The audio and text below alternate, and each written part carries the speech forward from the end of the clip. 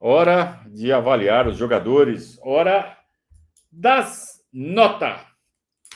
Muito bem. Entrou a vinheta aí das notas? Não entrou, né? Também não tem. As notas, vamos lá. O Everton, para mim, não falhou no gol, não tinha o que fazer, foi bem ali em algumas defesas. Teve uma defesa no primeiro tempo, num chute do Kaique, ele defendeu com o pé, uma bola que tinha ali pouco ângulo, ele fechou bem o ângulo. É exatamente essa situação. Ele tem que fazer a base para que, se o chute vem por baixo, que é muito mais provável que venha por baixo, ele tem mais chance de fazer a defesa. Se ele fica em pezão ali, a bola passa por baixo, cara. Depois ele fez uma defesa num chute do Everton Ribeiro. Eu achei que foi uma boa partida do Everton, nota 7. O Giai foi horroroso. O Giai foi horrível. Ele só começou a acertar aos 40 do segundo tempo. Ele acertou ali um cruzamento para o Alan, depois ele acertou ali um desarme. De resto, ele foi o salão de festa para o Sanabria. E com a bola no pé, ele errou tudo. Tomou todas as decisões de forma equivocada. Até na hora de bater lateral, ele batia errado.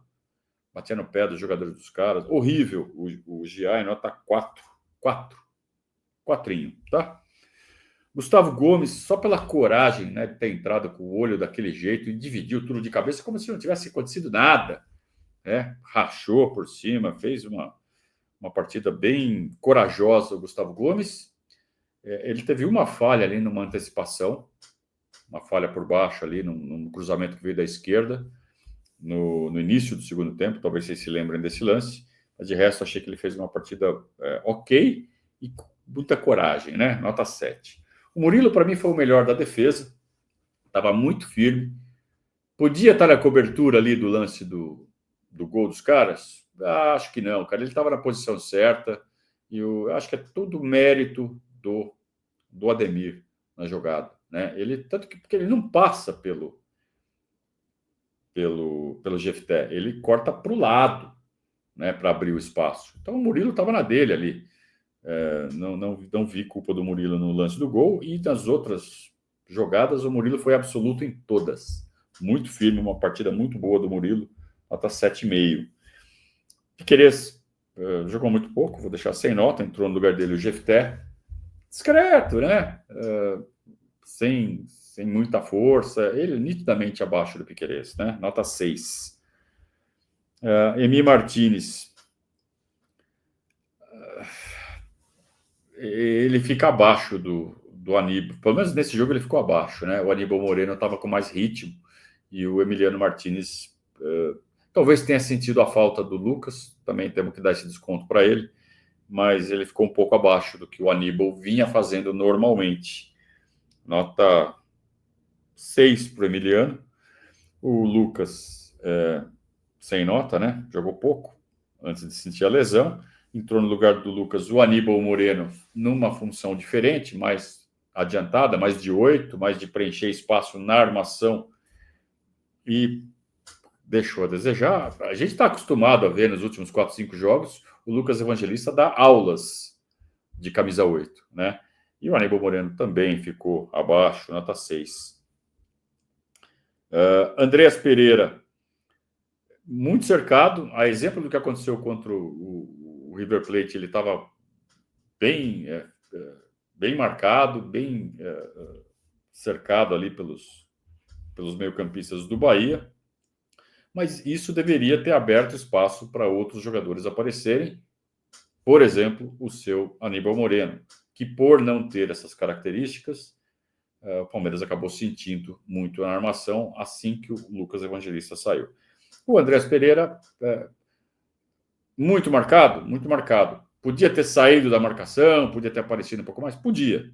Né? Não fez uma partida excelente, mas o fato de ele estar bem marcado significa mais oportunidades para os outros que também não aproveitaram.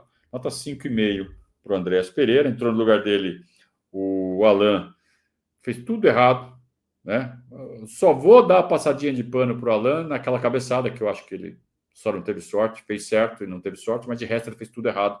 Inclusive uma jogada de nenhuma sorte, em que ele escolheu não deixar a bola sair para escanteio, devolveu para o goleiro dos caras e saiu o gol na sequência. Nota 5,5 para o Alan também.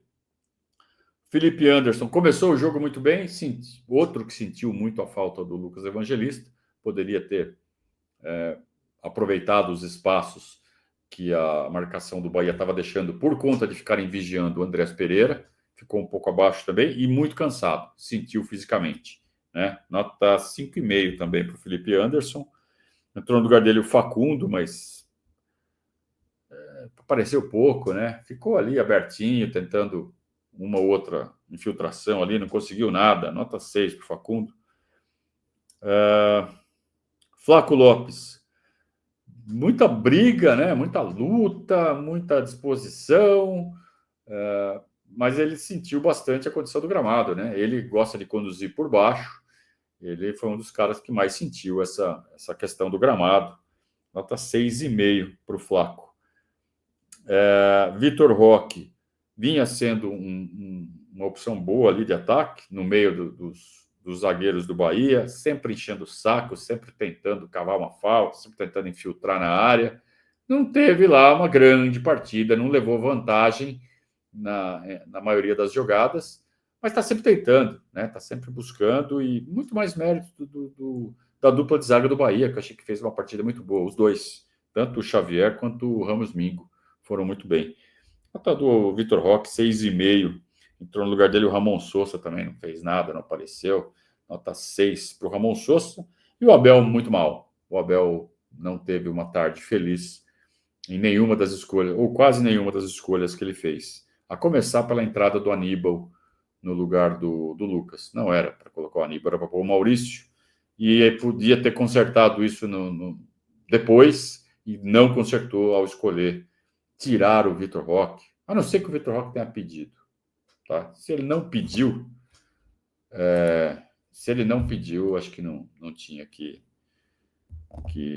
tirar o Vitor Roque. Foi uma escolha também infeliz.